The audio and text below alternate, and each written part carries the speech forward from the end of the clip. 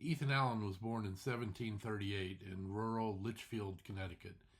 After his father's early death, Allen was largely self educated, reading philosophy and scripture with equal intensity. That mix, frontier toughness paired with radical ideas, would define him. When he moved into the disputed New Hampshire Grants, present day Vermont, he found himself at the center of a land war between settlers and New York authorities. Allen emerged as a natural leader of the Green Mountain Boys, a rough militia that resisted New York sheriffs with intimidation, violence, and a fierce sense of local justice.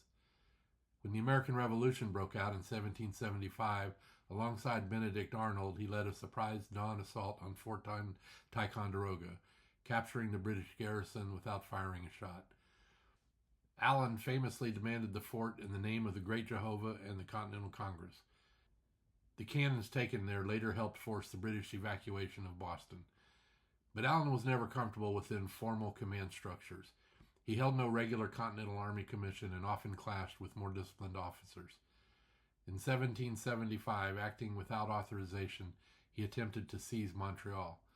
The plan failed, and Allen was captured by the British.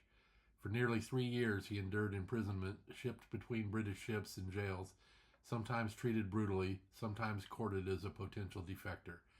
He refused all offers to betray the American cause. Released in 1778, Allen returned home to find Vermont still unrecognized as a state and threatened by New York, New Hampshire, and Britain alike. He plunged back into politics with the same force he had once applied to warfare. Allen supported controversial negotiations with British authorities in Canada, not to surrender, but to keep Vermont alive long enough to gain leverage. Allen lived just long enough to see Vermont admitted to the Union in 1791 as the 14th state.